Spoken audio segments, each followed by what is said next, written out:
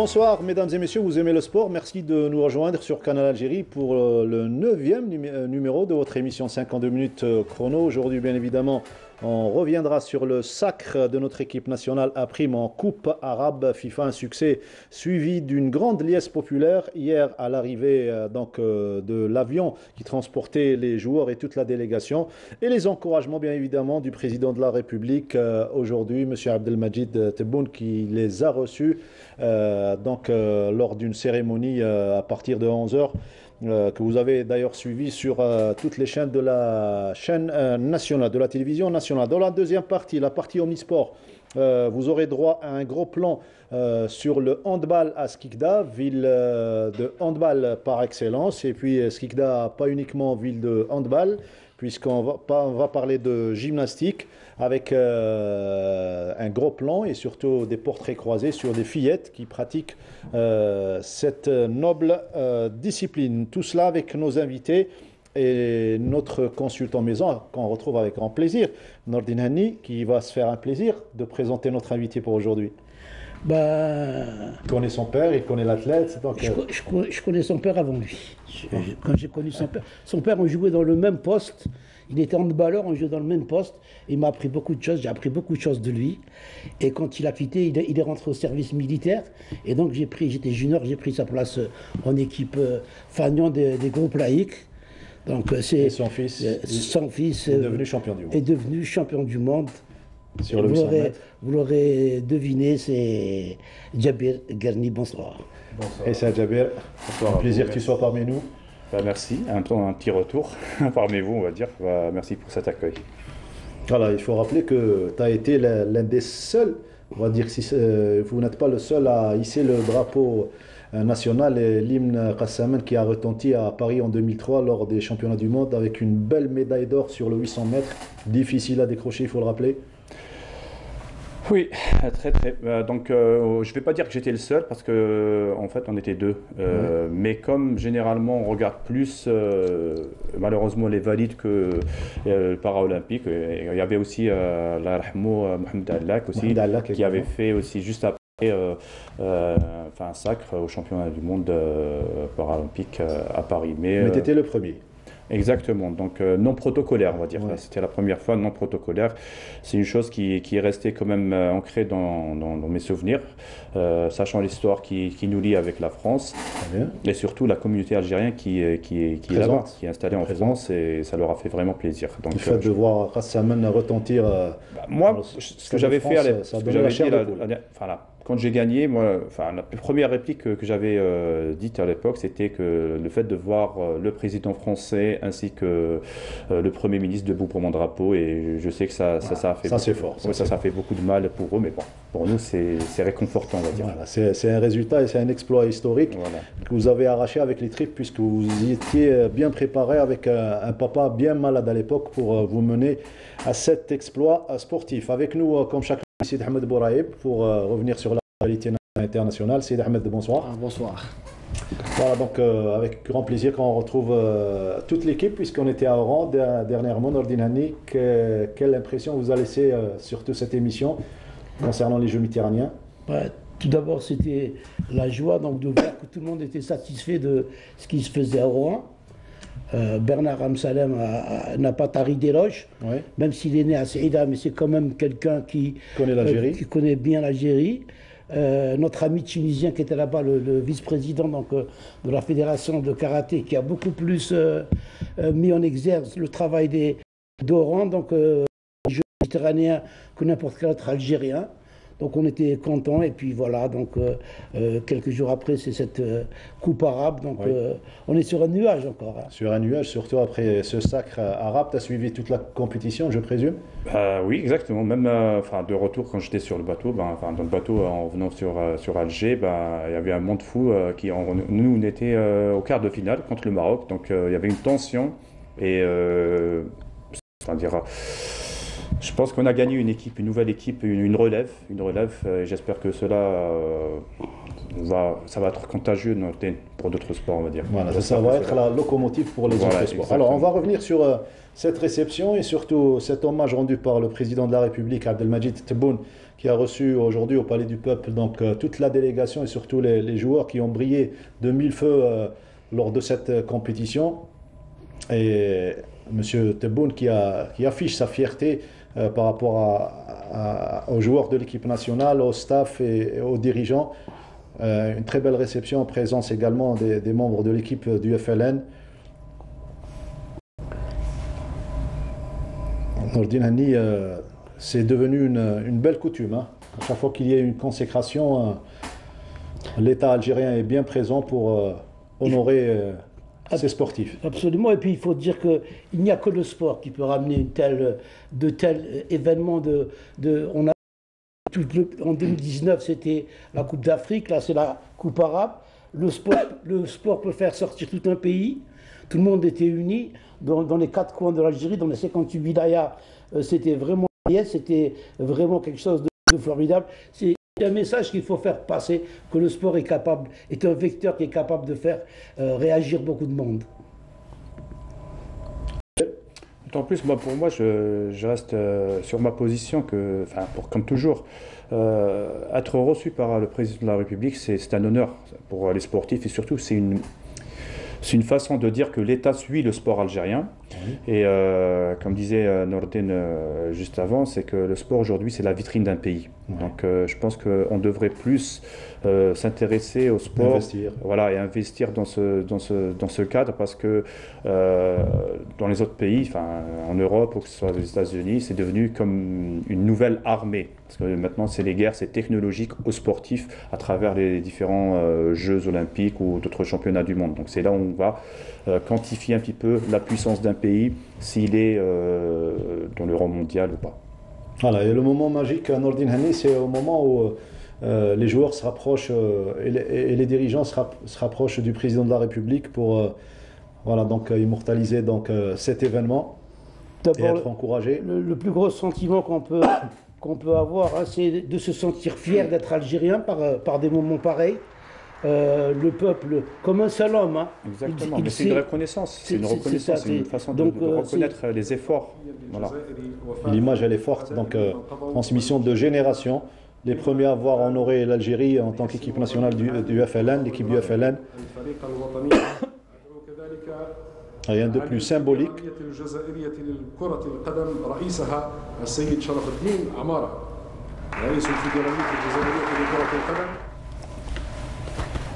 En plus, c'est une coupe qui n'a pas été préparée, si on veut. Hein.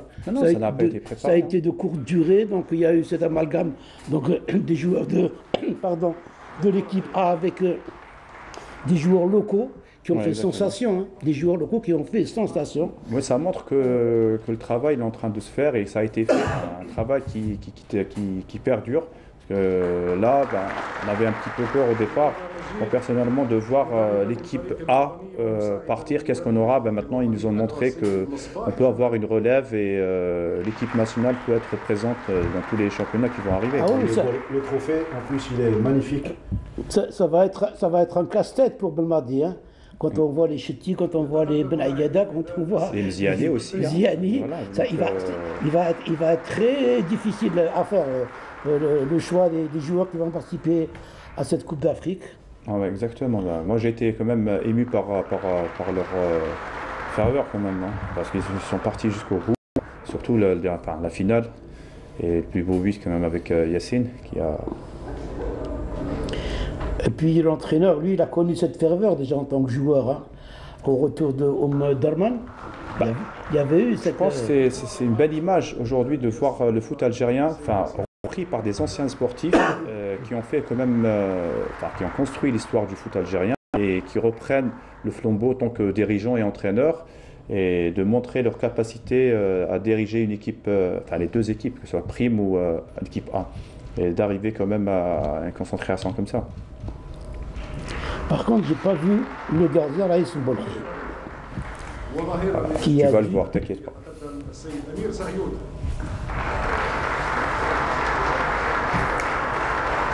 Voilà. Mais salut. L'auteur du but de...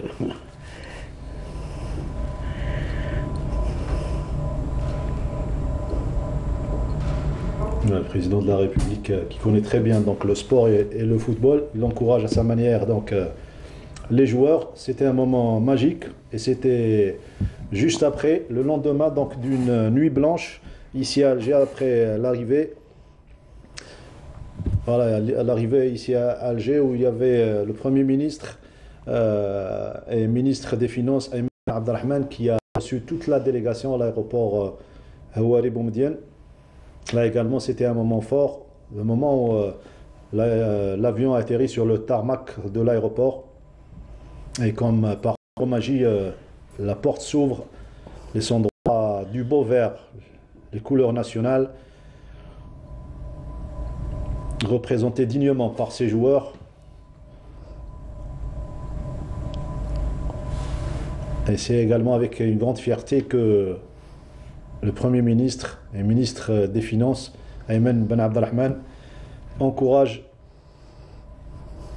Il était le premier à les recevoir hier.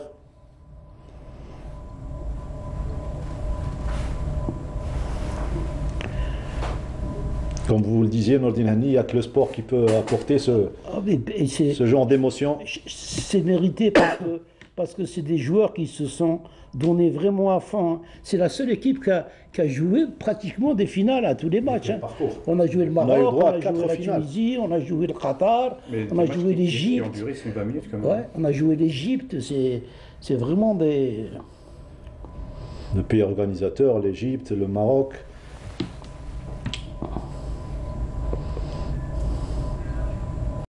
La Tunisie. C'est 4 équipes qui sont passées à la trappe grâce à une équipe solide, équipe algérienne.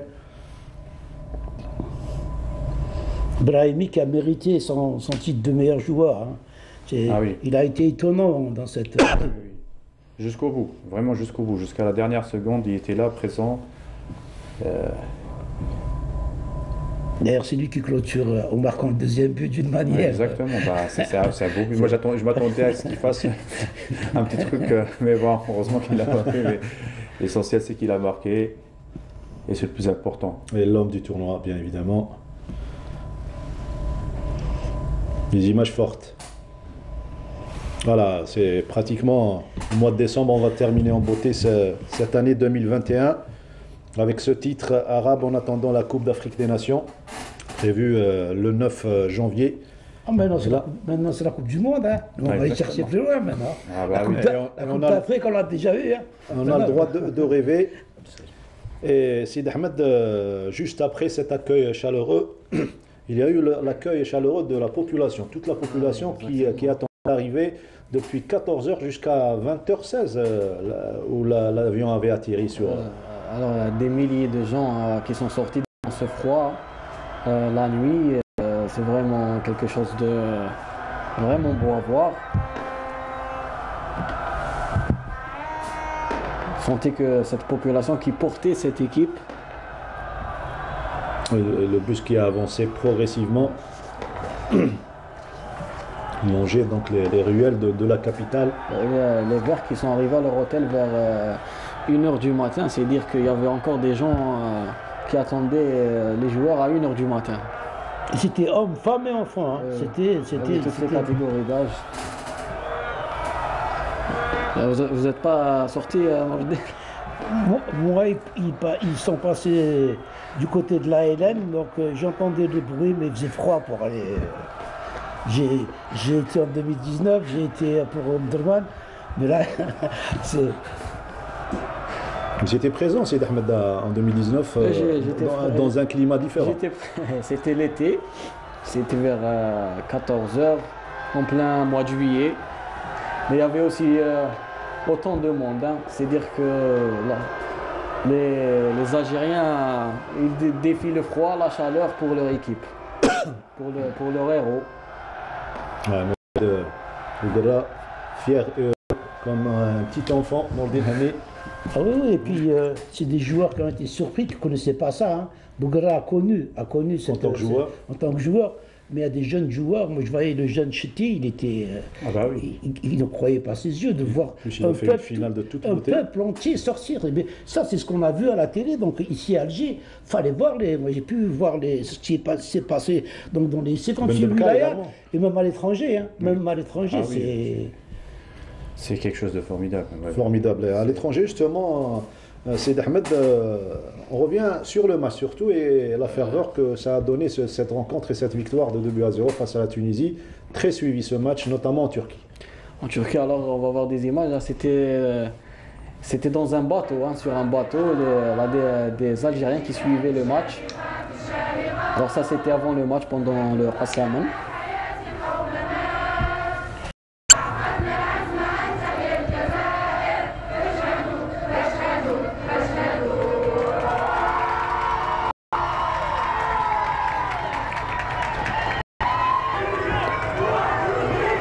Là, c'était l'ouverture du score de Saïd. Ça, c'était dans un bateau. Hein.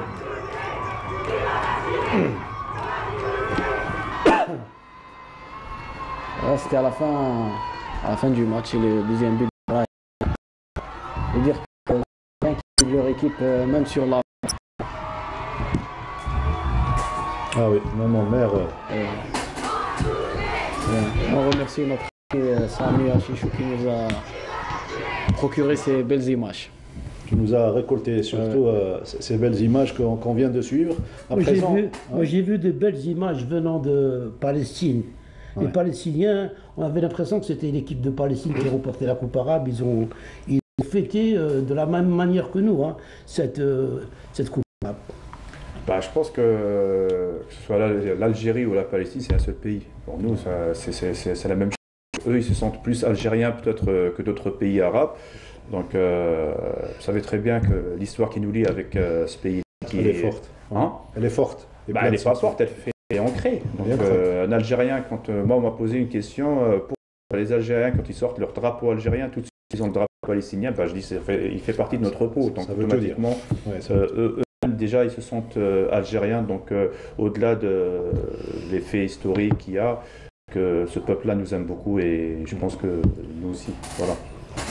On est pratiquement aimé partout dans le monde, hein.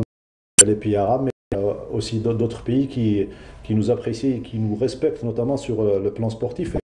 Vous êtes là présent pour parler du respect du sportif, que ce soit européen, américain ou algérien. Non, mais le sportif algérien, quoi qu'il en soit, que ce soit dans le foot ou d'autres disciplines, on a quand même une certaine notoriété par rapport aux efforts qu'on a, parce que les gens quand même ils suivent ce qui se passe dans notre pays, et quand ils regardent et quand ils voient l'exploit que les Algériens arrivent à faire avec tout ce qui s'est passé dans les années 90, parce que quand on voit notre pays qui n'arrive pas encore à repartir, nous on est reparti, on a fait d'autres champions, bah, il y avait ma génération, ce qu'ils appelaient à l'époque les 5 magnifiques de Sydney, Ahmed, moi, Benida, tout ça.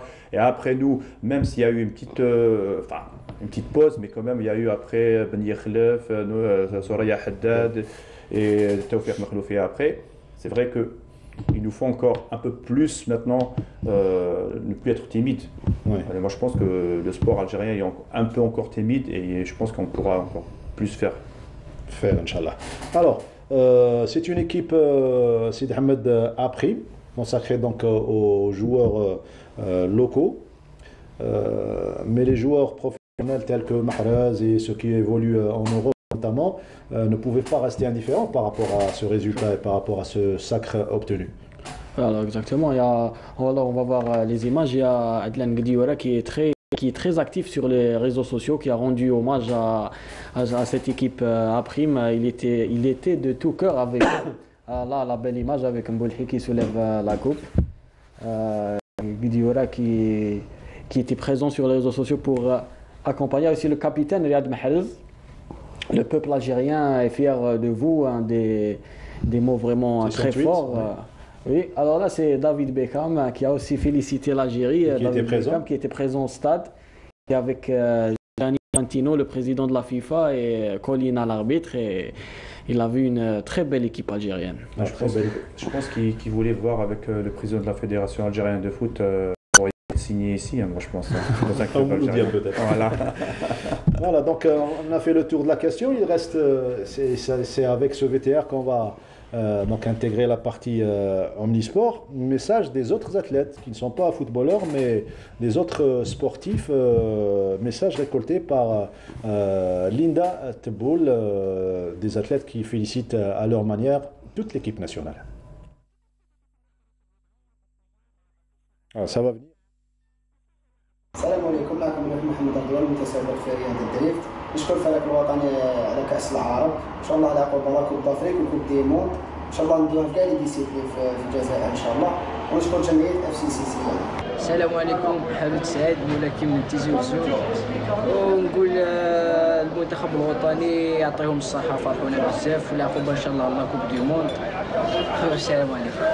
السلام عليكم، مراد قاضي ملاكم الفريق الوطني. واش نقول الفريق الوطني يعطيكم الصحة، فرحتونا والعقيبة ان شاء الله الشامبيون الكوب دافريك ولا كوب دي موند ان شاء الله في قادم. الحمد لله كيف فرحونا واعطيهم الصحة العقوبة لا كوب دافريك ان شاء الله. عبد الله بالمني حارس المنتخب الوطني لكرة اليد.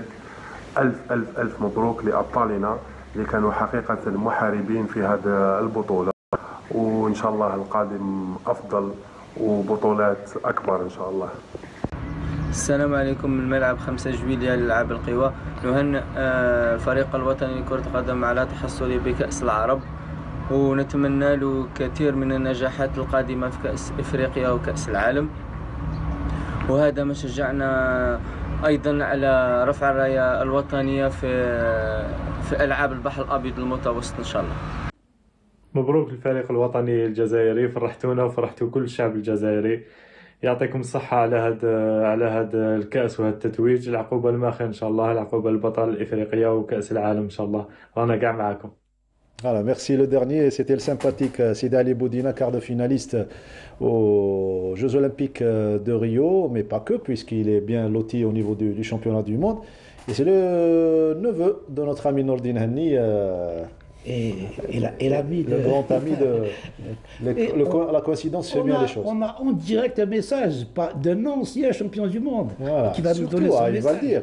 Moi, mon message, il est clair. Il a été déjà dit au départ de l'émission, mais bon, moi déjà, je les remercie pour tout ce qu'ils ont fait, pour l'effort, et surtout de tenir bon pendant tout cet événement. Et encore une fois, je félicite Majid, parce que ce qu'il a fait, c'est vraiment un pas qu'il avait pris au départ. Il est proche des athlètes. Hein. On a rencontré une fois avec Tawfiq Makhloufi, c'est des amis. Mais surtout, faut juste revenir juste un petit peu juste avant la coupe arabe où il y a eu une petite polémique et tout ça. Là, il a démontré que ce qu'il faisait était bon, et je le félicite ainsi que. Il a eu une réaction sur le terrain. Ah, exactement. C'est ce qu'il fallait faire. Il n'a pas trop parlé, mais il a bien réagi. C'est ce qu'il faut faire et il l'a fait bien. Et merci. Voilà. Merci à Magic. Ça a été sa force. Hein. Ouais. Ça a été sa force. Ce caractère qu'il a, ça a été sa force. Il a tenu jusqu'au bout. Bravo pour lui. Et puis, je pense que ce résultat doit booster les autres disciplines aussi. Exactement. Ça doit booster les autres disciplines pour qu'ils aient aussi un peu de moyens. Ouais, c'est vrai que après, vous savez, c'est pas la même chose. On le dit toujours, il faut pas que le football algérien c'est spécial. C'est vraiment la gestion du foot, elle est un peu à part. Mais par contre, les autres disciplines, je pense qu'il faudrait maintenant qu'ils se réveillent et qu'ils travaillent quand même. Parce que les moyens, même s'ils ne sont pas là à 100%, il faut quand même qu'ils bougent, qu'ils fassent bouger un petit peu leur organisation et d'aller chercher l'argent. Parce que la fédération de foot, hormis ce que l'État donne, eux, ils font vraiment un mécanisme professionnel pour aller chercher l'argent. Donc, nous, on a du potentiel sportif algérien. On l'a, il est là. Je dis à vous, les fédérations, de bouger et de ramener ce qu'il faut et donner les moyens à ces sportifs. Si tu permets, on revient un petit peu en arrière et on aimerait savoir ce que tu es devenu, parce que tu t'es un petit peu retiré de la scène pour, on va dire, reculer pour mieux sauter. C'est bien ça, tu es installé à Paris déjà? Non, je ne suis pas installé à Paris. En fait, moi, je suis parti après mon poste, après le dernier poste que j'avais occupé au ministère de la Jeunesse et des Sports. Je suis parti pour faire des études en école de commerce. Donc, tout fraîchement, j'ai eu un master 2 en école de commerce, stratégie du sport business surtout. Donc, maintenant, je suis de retour. On va voir ce qu'il y a, les opportunités qui vont s'ouvrir pour moi peut-être. Voilà. Donc, je pense que comme tu as dit, reculer pour mieux sauter ou pour mieux avancer. Dans quel domaine tu peux exceller selon par rapport à tes formations? Aujourd'hui, c'est la stratégie du développement, on va dire sportif, surtout comme j'avais. Ce dont on a besoin. Stratégie. Il parle souvent de stratégie. Ce dont on a besoin. On a besoin de stratégie en ce moment. Dans le monde du sport, on a besoin d'une véritable stratégie. Je pense il y a eu la réforme. Tu sais de tout ce qui est... Et puis ensuite, il y a eu l'arrêt de cette réforme. Il n'y a pas eu un substitut pour remplacer cette réforme.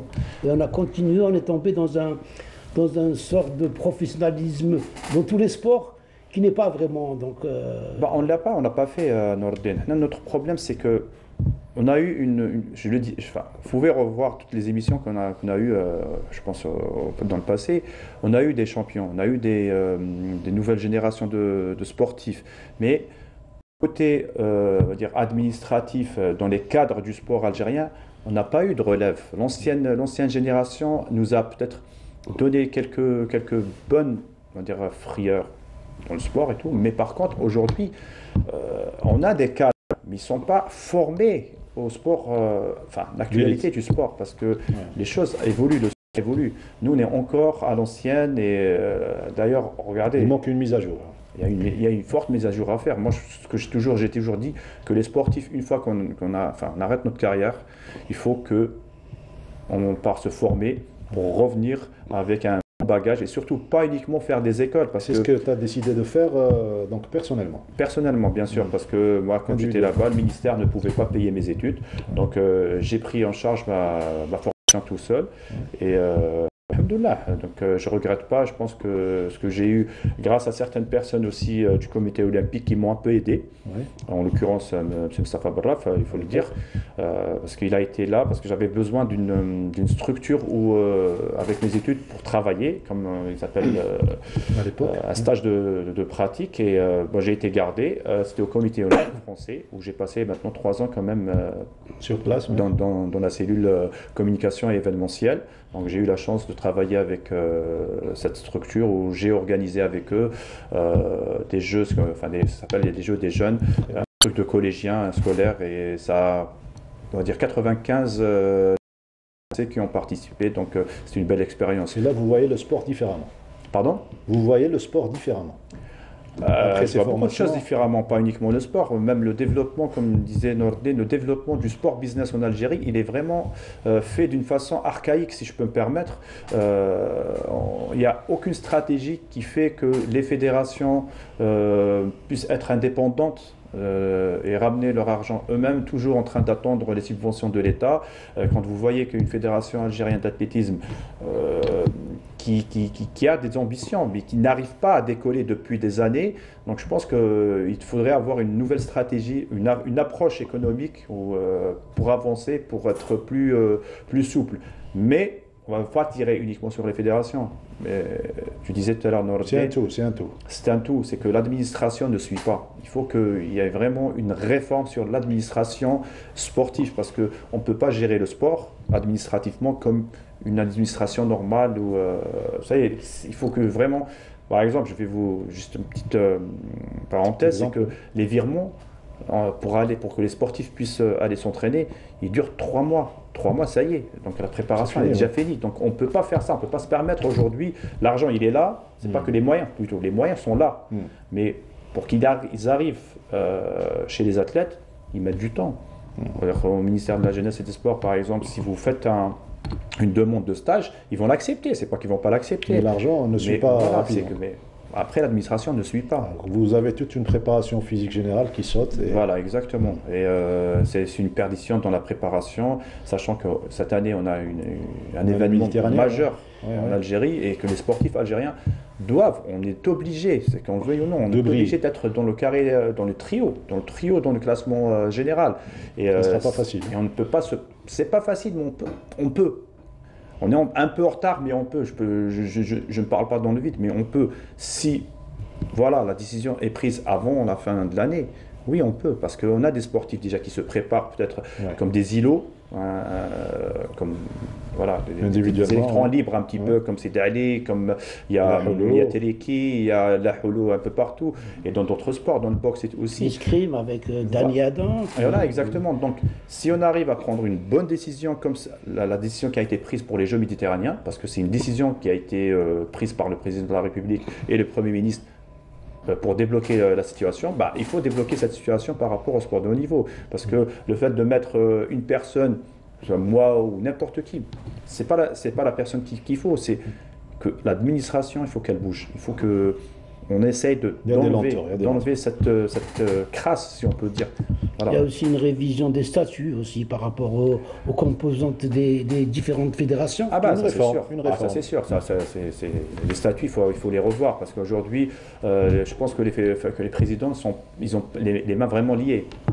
Voilà. Nordine Hani, tout à l'heure vous disiez bien et vous rêviez pratiquement que les autres sports aient les mêmes moyens que le football. Et que si Dieu vous prête vie, vous assisteriez à un exploit de l'équipe nationale de handball suivi par une liesse populaire et par les encouragements de l'État. Pour le handball, on en a eu des liesses pour le handball. Oui, je me rappelle. 2014, c'est pas loin, 2014. Archa, c'était fermé jusqu'à... Donc, pour vous, c'est plus qu'un rêve et c'est réalisable si on arrive à mettre le paquet? Je voudrais être encore en vie pour assister à un tel événement, que ce soit pour le handball, mais même pour les autres disciplines.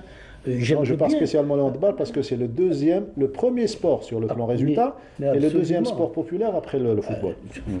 C'est quelqu'un qui a de tout temps donc drainé les foules. Le handball, il est aimé partout, le handball, il est suivi partout, le handball. Malheureusement, ces derniers temps, regardez, nous n'avons même pas une fédération. On est encore en train de marcher avec un directoire qui a relancé, au lieu de relancer le championnat, on a relancé la Coupe d'Algérie avec énormément de forfaits. Quand vous voyez qu'en quart de finale, une équipe fait un forfait, c'est quelque chose qui ne va pas. C'est quelque chose qui ne va pas. Donc c'est dommage que l'handball arrive à cette situation-là. Il faut tout de suite soit remettre l'ancienne fédération si on n'a rien sur eux, soit faire une nouvelle fédération, parce que le directoire, qu'on le veuille ou non, il ne peut pas avoir des actions. Il ne peut pas, parce que c'est de l'ingérence. Il faut que tout le monde sache ça. Il peut faire marcher, par exemple, des matchs de coupe, de championnat, mais ça ne va pas être un travail de recherche. Le handball, il a besoin de gens qui réfléchissent, il a besoin d'un collège technique, il a besoin d'une direction technique nationale. Nous n'avons pas besoin d'un directoire. Le directoire est là peut-être pour préparer des élections, mais pas pour une politique. Et on a besoin d'une politique sportive au niveau du handball en particulier et au niveau du sport algérien en général. Et le faire rapidement. Il faut le faire rapidement. Mais bien sûr, les championnats des Jeux méditerranéens, c'est au mois de juin, le 25 juin. Et vous serez peut-être d'accord avec moi, à chaque fois qu'il y a une crise dans cette discipline, on s'éternise, on n'essaie pas de régler rapidement le problème. Oui, parce que il faut dire les choses telles qu'elles sont. C'est une guerre de clans qui existe dans le sport algérien. C'est une guerre de clans. Et chaque clan va avoir raison. Et c'est le handball qui est en train de payer. Alors qu'il faut prendre des décisions. Il faut prendre des décisions. Il faut ramener des gens, les laisser travailler et leur demander des comptes. On va rester sur cette situation. On va aller droit au mur. Un championnat qui ne commence pas. Et on va jouer des Jeux méditerranéens où il va y avoir les Français, il va y avoir les Espagnols, il va y avoir les Italiens, il va y avoir les Marocains, il va y avoir les Tunisiens. Mais les gens, ils se préparent. Les gens, ils se préparent. Les gens, vous savez, vous avez raison, vous allez dire, il y a des clans. Mais même en Europe, il y a des clans. Mais ce qu'il y a, c'est qu'ils savent composer. Nous, on n'arrive pas à composer. Je peux ne pas en entendre avec vous, mais je peux composer. Pour l'intérêt du pays, on va composer quelque chose pour arriver à un objectif. Et le problème, il est là chez nous. C'est que on a des problèmes personnels qu'on veut régler sur le dos de notre pays. Ça, on n'a pas le droit. Je pense qu'on n'a pas le droit. Aujourd'hui, on n'a pas le droit. On n'a plus le droit à laisser des gens faire des manigances ou régler leurs affaires personnelles sur le dos d'une équipe nationale, quelle qu'elle soit, que ce soit le hand, athlétisme, judo ou la boxe. Toutes les disciplines. Voilà, donc je pense qu'il faut revoir tout ça. On a un peuple qui mérite qu'on lui donne des résultats. Vous avez vu comment il est sorti hier. Il n'attendait que ça. Oui. Moi j'avais la chair de poule hier en regardant, j'avais des larmes aux yeux en regardant ce peuple, comment il sortait, comment il criait. Il était heureux d'être algérien. Donc d'autres disciplines peuvent donner. Quand il a eu sa médaille d'or, on a été tous fiers qu'on ait un Algérien. Moi j'ai perdu ma voix à l'époque. Ah bon? Donc le sport c'est un véritable vecteur. Non, je pense que c'est le sport en général, ou que ce soit... Enfin, l'Algérien, il veut s'identifier à quelque chose. Et que ce soit par le foot ou ou un autre sport, quand un Algérien regarde un autre Algérien faire quelque chose d'extraordinaire, ils se sont fiers de ce qu'il est. Il va se mettre à la place de Belaïli et il va se dire voilà, moi je suis un Belaïli, ça veut dire que Belaïli il est parti là où il est parti, au Qatar par exemple, et représenter ce qui est un jeune Algérien. Donc on est fiers. Moi personnellement je suis fier qu'une équipe algérienne elle part dans un autre pays et montrer ce qu'un Algérien peut faire. Et ça, c'est très important. C'est très important parce qu'il faut savoir que le sport aujourd'hui, comme je l'ai dit auparavant, c'est devenu une vitrine. C'est une nouvelle armée. Alors qu'il y en a, c'est une armée, c'est une diplomatie et il faut faire en sorte que cette diplomatie puisse perdurer. Voilà. C'est la vitrine, le sport de toute nation. Pour dire, on parle des Jeux méditerranéens d'Oran. Mais il ne faut pas oublier qu'en 2024, il y a les Jeux Olympiques à Paris. Voilà. Et Paris, c'est un tremplin. C'est un tremplin pour Paris. C'est toute l'Algérie qui des millions d'Algériens qui sont là-bas. Sur place. Il faut profiter de ces deux occasions. Jeux Med et Jeux Olympiques. On reste avec le handball, Nordine Hani, mais avec Sid Ahmed, beaucoup plus pour nous parler de ce match entre Ain Touta et le Mouloudia de Borj Warij. Vous avez choisi des images, mais il y a eu... il n'y a pas eu de championnat, mais c'est des matchs de coupe. C'est des matchs de coupe. Hein, c'est les quarts de finale le match qui a vu l'équipe de Borj se qualifier. Ouais. Alors, l'équipe de Ain Touta se qualifie. Ain Touta, pardon. C'est Ain Touta. Borj, c'est la deuxième équipe de Borj, c'est le Mouloudia de Borj. Le CRBBA a fait forfait. On va voir les images, s'il vous plaît. A fait forfait, donc c'est... Donc c'est pour pallier à l'absence du championnat Nordine Hani. Oui, mais on n'essaye pas de pallier en faisant des manifestations pareilles. Il faut que le championnat commence. Il faut que tout le monde soit remis dans ces matchs de coupe. Beaucoup d'équipes ont fait forfait. C'est pas normal que des équipes qui sont là, qui existent depuis longtemps, pour des matchs de coupe, parce qu'ils savent que c'est pas important. C'est pour ça qu'ils ont forfait. S'il y avait eu directement le championnat, il n'y aurait pas eu de forfait. Et tout le monde, on a ce gros problème, personne n'en parle. Le problème du JSP-MCA, personne ne veut en parler, mais c'est un grave problème. Tous les anciens du JSP, c'est la majorité, c'est des athlètes d'élite. Ouais. Donc depuis que le JSP est devenu MCA, comme ils ont des arriérés donc, au niveau de leur dû, ils ne veulent plus signer, et donc ils sont dans la rue. Et c'est des athlètes d'élite qui vont faire les Jeux méditerranéens. Oui, c'est ça, c'est un problème, c'est vrai. J'en ai parlé il y a 2 jours avec un ami. Il disait que le GSP vivait une crise telle que les basketteurs aussi, ils se présentent pas. Donc tous les sports, ils ont un dû de 8 mois, je pense, ou de 9 mois. Plus. Et parfois, donc... le problème n'a pas été réglé. Actuellement, les équipes se présentent avec des équipes juniors. Il faut trouver une solution sur les libérer. Il faut libérer ces joueurs. Ils ne veulent pas jouer au... parce qu'ils n'ont pas... Il faut les libérer pour qu'ils puissent aller jouer ailleurs. Mais il faut qu'ils jouent. Exactement. Donc je pense qu'il y a un problème grave dans le sport algérien en ce moment. Mais c'est profond. Voilà. Nordine Hani, Skikda, ça vous dit quelque chose? Handball, grand pôle de développement. Je pense que c'est l'un des plus gros pôles de développement. Ouais. Il me faut toute une émission pour citer ce que Skikda a fait pour le handball algérien. En commençant donc bien avant Mokhnache, Sayad, Khiyab El-Qassem, Bibi Laïrhamou qui est mort dernièrement, Grief aussi, ils sont très nombreux. Ouais. Ils ont fait les beaux jours de Skikda, ils sont venus faire les beaux jours de beaucoup de clubs ici à Alger, ils ont fait les beaux jours des équipes nationales. Mais je préfère qu'on regarde et puis les gens On vont va suivre savoir. le reportage de notre reporter Linda Tebboul qui s'est déplacée à Skikda et est revenue avec ce magnifique reportage sur l'équipe de la JSE Skikda qui se prépare pour conserver son titre puisqu'elle est tout simplement la tenante du titre 2019-2020. Jeunesse sportive Espérance de Skikda, un club de handball algérien créé en 1995. Elle a été champion saison 2011-2012, 2014-2015 et 2019-2020. Plusieurs de ses joueurs ont porté le maillot de l'équipe nationale en toutes catégories.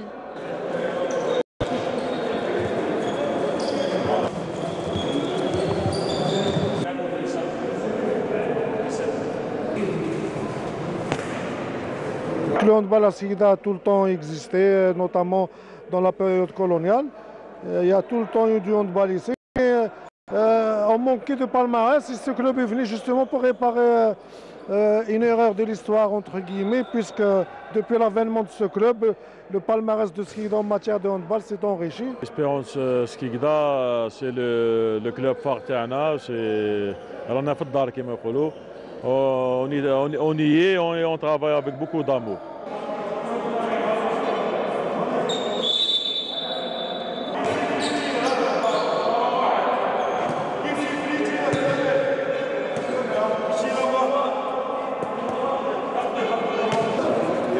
Une belle ambiance au sein de l'équipe qui reflète la force d'un groupe qui joue les grands rôles ces 10 dernières années. Skikda, ma deuxième famille. Bon, soit مع l'entraîneur, les joueurs, malgré première année تاعي senior, mais alhamdoulilah, on dirait 10 ans معاهم. C'est mes petits frères, mes petits enfants. Des fois, je suis sévère معهم, des fois نرخف روحي شوية معهم pour leur bien, mais à l'entraînement, on rigole pas. À l'entraînement, on travaille sérieusement. En dehors de l'entraînement, je suis leur grand frère et je suis leur soutien moral. بهاد ليكيب نقدروا نوصلوا في الجزائر باش نكونوا حاجه مليحه باسكو هذا الفريق يلعب على لي تيتر، يلعب على البطولات. تما تقدري تقولي باللي ليكيب هذا هو شغل ما دوزيام فامي تاع الصح. Les conditions insuffisantes et le manque de moyens n'ont pas stoppé l'élan positif du champion d'Algérie sortant. Pour l'obtention de notre troisième titre de champion. Et on avait beaucoup de joueurs de talent. Ça est dommage de ne pas titre là. Alhamdulillah, Rabbi alhamdulillah. Ça a donné une bouffée d'oxygène pour le club et pour les joueurs. نقولوا الحمد لله ان شاء الله برك كما يقول لك خاطر العام هذا راجوني encore l'équipe ان شاء الله يكملوا في la même lancée dans le même état d'esprit pour avoir plus de titres ان شاء الله à l'avenir ان شاء الله. Ajoutez à cela une salle vétuste qui est loin d'être digne d'un club tenant du titre. À vous d'en juger.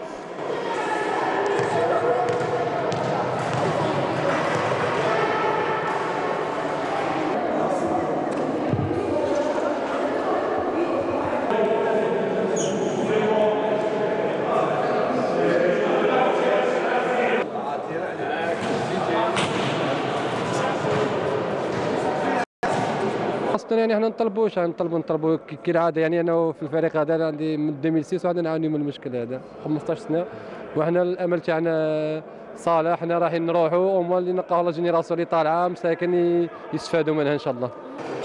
Et malgré ces inconvénients, les poulains de Dihili travaillent d'arrache-pied. Objectif, la Coupe d'Algérie. Il n'y a pas que la Coupe, il y a le championnat s'il est relancé, mais l'équipe de Skikda a de réels atouts à faire valoir. Écoutez, moi je voudrais juste revenir sur quelque chose, sur cette salle de Skikda. Le président Ali Yassine, j'ai discuté une fois avec lui, la Confédération africaine de handball lui a proposé de faire un championnat d'Afrique des clubs à Skikda. Il a raté l'occasion. L'Union arabe de handball lui a demandé de faire la Coupe arabe. Il m'a dit, j'ai honte de leur dire que je n'ai pas de salle pour pouvoir organiser une telle compétition. Ça exprime un petit peu tout. Ça fait des années qu'on parle. Skikda a besoin d'une salle. Skikda a donné et Skikda continue à donner pour le handball algérien. C'est quoi une salle omnisport à Skikda? Je ne comprends pas pourquoi il y a ce blocage qu'il n'y ait pas de salle. Vous avez vu l'état de la salle? Bien la salle. Skikda a besoin d'une salle. Une salle, c'est rien du tout une salle pour une ville comme Skikda. Bol a essayé de se rapprocher des autorités locales. Quasiment impossible ils étaient aux abonnés absents. Ils étaient aux abonnés absents. Mais on n'arrête pas de le dire. Le Skikda, les gens de Skikda le disent. Les gens de tous les coins du pays qui aiment le handball aiment cette ville de Skikda parce qu'elle a donné au handball algérien. Donc c'est quoi? Elle mérite au moins une salle. Mais bien sûr, il y a eu des promesses. Il y a eu des promesses qui ont été faites. À chaque fois qu'il y a un titre, ils sont reçus par les pouvoirs publics de la ville de Skikda. On leur promet une salle et puis ensuite le premier responsable part, le centre va venir faire des promesses et ça dure depuis des années. C'est dommage, c'est malheureux et c'est triste qu'une ville comme Skikda ne puisse pas avoir une salle décente. La semaine prochaine, on aura d'autres reportages sur le handball à Skikda, notamment sur les écoles de formation, puisqu'il n'y a pas uniquement l'équipe première, il y a un réservoir de jeunes qui se préparent pour l'avenir, toujours dans cette ambiance et de manque de moyens et d'infrastructures. Qui est guidé par d'anciens grands joueurs, hein, à l'image de la Behsayad, de Riyad et Belkacem, des anciens internationaux. Les formateurs. C'est qui, eux, sont dans cette école de handball. Heureusement qu'ils sont restés. Absolument. Sinon, le handball aurait disparu de... Alors, s'il vous plaît, donnez-leur une salle. Mais c'est le minimum. C'est le minimum pour... C'est pas à lui de le dire. Non, je regardais la caméra. Lui de le dire. Il parle avec les tripes de handball. Donc, exactement. Il a les yeux qui brillent quand il parle de handball. C'est un amour. C'est le fils d'un ancien handballeur. Il a été handballeur au groupe. Moi-même, j'étais déjà pivot. Donc, j'ai joué en tant que pivot avec la BAN il y a très longtemps. Et après... Vous vous souvenez, la BAN, les qualités physiques qu'il avait? Il venait s'entraîner au Stade Annexe avec les athlètes? Non, on s'entraînait en hand au départ. On a fait la même équipe, on a joué le championnat d'Algérie, la Coupe d'Algérie Béni, mais après, je suis parti vers l'athlétisme. Vers l'athlétisme. Et tu es venu tard vers l'athlétisme? Moi, je suis venu deuxième année cadet junior? 14 ans. Cadet junior, oui. Minime deuxième année cadet, voilà. Et ça a donné un champion méditerranéen à Paris en 97, médaille de bronze à Séville, championnat du monde avec le grand Kip Keter. Exactement. Et juste après le titre mondial et la médaille de bronze à Sydney. Voilà. Vous auriez pu être à Madrid, Coupe du Monde aussi. Vous avez décroché la médaille de bronze à Sydney. Oui.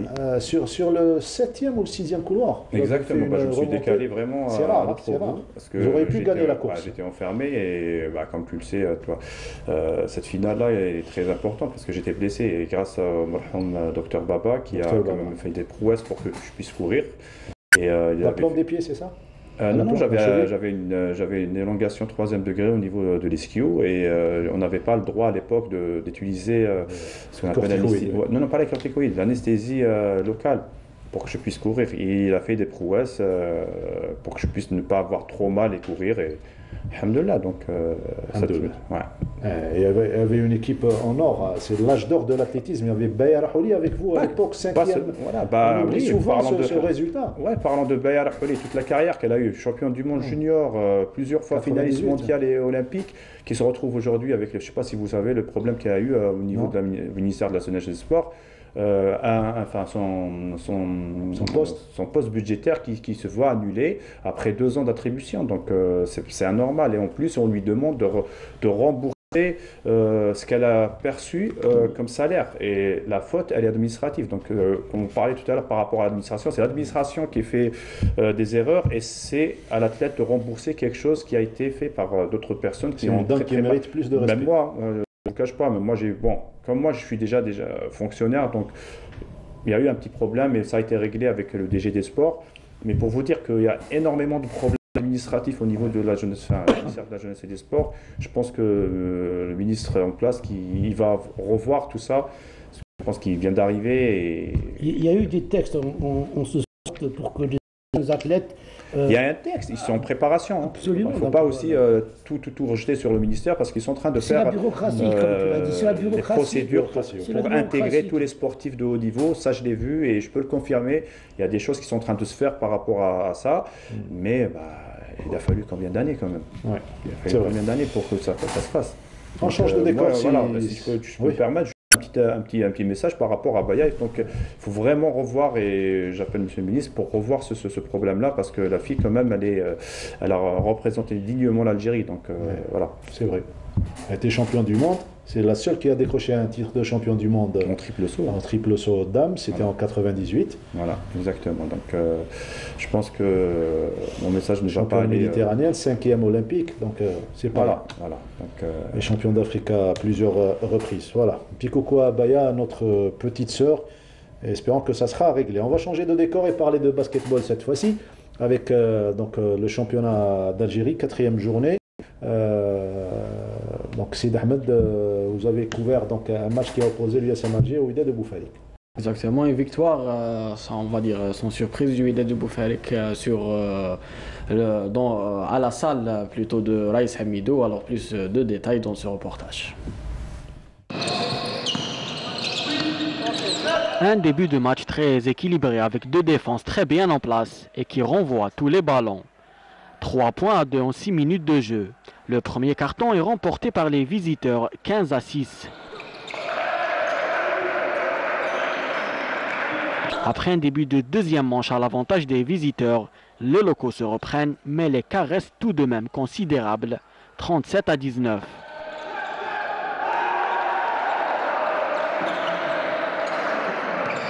Le troisième carton est prolifique en points, mais la domination boufaricoise demeure, 55-43. L'USMA est meilleur au dernier carton, mais perd quand même 61-47. On n'a pas cru. وفريق بوفاريك كان محضر خير منا على كل حال في هذه المقابله. احنا حبينا تالمون اون فو غاني سو ماتش كو جزنا يعني شويه اكوتي. وعلينا غير نبريباري وان شاء الله لي بروشان ماتش باسكو سي ان جروب دو 5 اون دوا باسي بارمي لي 3. دونك سي اون ديفات كانت اللي شاح تصعب لنا شويه الامور بور لا سويت. وفوالا اون كو تما نوجدوا روحنا برك باش نحضروا المقابلات اليوم جاي ان شاء الله. الماتش دخلنا فيه دي الدوبي دخلنا باش ندو ليكار والحمد لله هذاك هو اللي كانوا درناه باسكو رانا مواندري في لي جوار رانا 4 جوار بليسي الحمد لله دينا ليكار ابري جيرينا الماتش بالعقل باش بقات لا ديفيرونس هذيك اللي كملنا الماتش الاز والحمد لله دوزيام فيكتوار. Voilà, belle victoire donc après ce match. On quitte le basket pour parler de gymnastique. Un portrait croisé de deux fillettes qui se trouvent donc à Skikda. C'est la suite du reportage de Linda Taboul.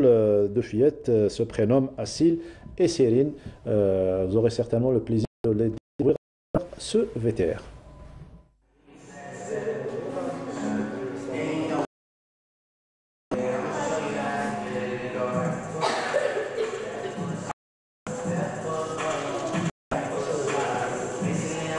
سميتني أسيل، عندي 8 سنين. الفريق تاعي سميتو أمل سكيكدا. أنا سميتني سيرين، في عمري 8. الفريق تاعي أمل سكيكدا.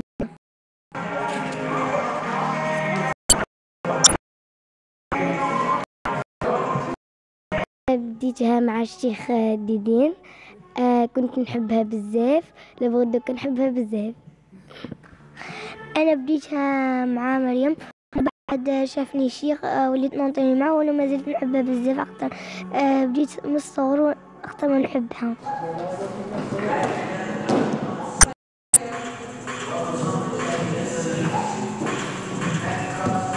درت غير انا مسابقه واحده فيها 2 ميداي. درت مسابقه فيها 4 ميداي ذهب.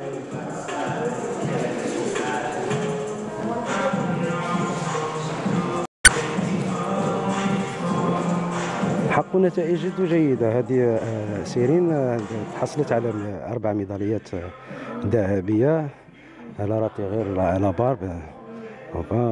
وراهم يحضروا درك، راهم اكتيرمون اون ستاج avec l'équipe nationale et jeunes talents organisés par la Ligue. عندنا les finales championnat national se déroulent à Tlemcen du 22 au 25. راهم يحضروا في هذه البطولة النهائي.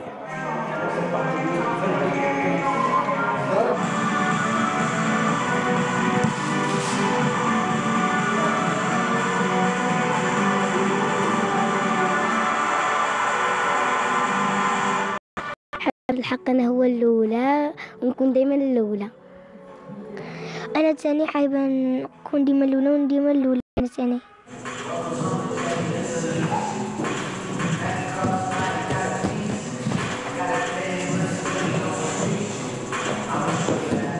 أنا حابة نديرو لنا في الصيف كليماتيزور نخرجو بزاف ونسخنو وفي الشتا يديرو لنا الشوفاج هكا خير ويديرو لنا صالة جديدة.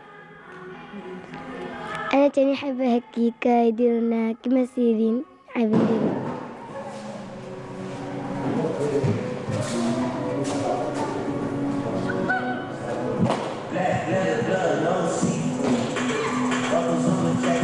الرياضة تاعي نحبها أنا بزاف ونموت عليها ونكبر نقعد غير نديرها ونزيد نهضر عليها.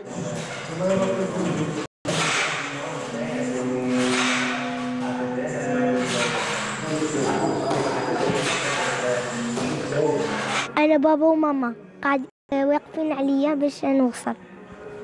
أنا العائلة كل تاعي تشجعني تقول لي دير باه كي تكبر تلقى المستقبل تاعك يكمل. أنا جداتي كلش جدي كل يشجعوني باش يقولوا لي اوصل وخدم مليح هكا باش أنا نوصل.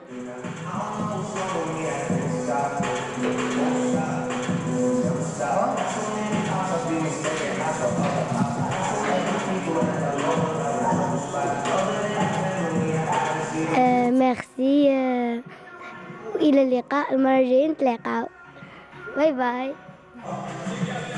Voilà, joli portrait croisé signé Linda Teboul sur deux gymnastes, Assil et Céline, qui évoluent dans l'école de formation de Skikda. Les 8 dernières minutes, voire un peu moins, avec notre invité, champion du monde en 2003 sur le 800 mètres. Vous l'avez reconnu, il s'agit de, pour ceux qui viennent de nous rejoindre, Saïd Garni Issa Jabir, donc qui nous fait le plaisir d'être parmi nous aujourd'hui. Il parlait de stratégie tout à l'heure, il avait raison de le dire.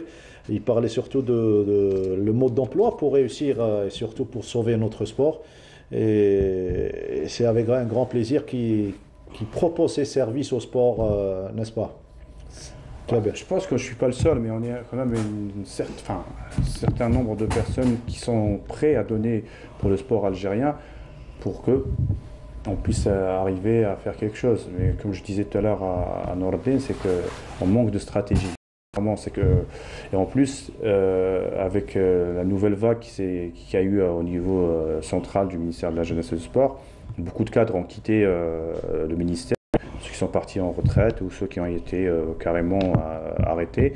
Donc on sent quand même qu'il y a une perte de vitesse dans l'évolution du développement sportif algérien. Donc aujourd'hui, comme je disais, il faut une décision vraiment qui vient d'en haut pour qu'on puisse tous s'asseoir et arrêtons avec les commissions à droite, à gauche, parce que les commissions, on a déjà eu des commissions avant. Oui. Bah, on a eu déjà des expériences très mauvaises. Ça ne sort jamais de quelque chose. Il faut vraiment s'asseoir et faire une stratégie réelle, une nouvelle politique du sport de haut niveau. Pas de sport, peut-être dans le sport on a une politique générale, mais le sport de haut niveau c'est autre chose. Ça a été démontré à maintes reprises. D'ailleurs, le travail de la Fédération algérienne de foot, je salue quand même, parce que arriver à avoir une Coupe d'Afrique, après avec une équipe prime qui fait une Coupe telle qu'on a vu, ça veut dire qu'il y a eu un travail réel et professionnel avec une stratégie. Donc je pense que pour tous les sports, il faut que la direction du sport, du ministère de la Jeunesse et des Sports, revoie sa stratégie du sport de haut niveau.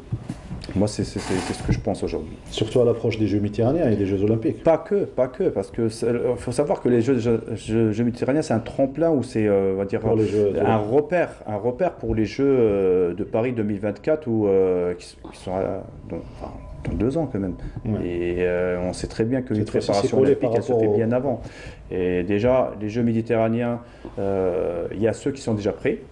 Et après Rio, on a eu des promesses de quelques fédérations disant qu'on va arriver avec une nouvelle équipe ou un sang frais pour avoir des médailles, on verra bien. Je pense qu'ils sont en train de se préparer, pour certains, mais pour d'autres, je pense qu'ils sont en train de patauger. Je ne sais pas, Nordine, si tu partages la réalité.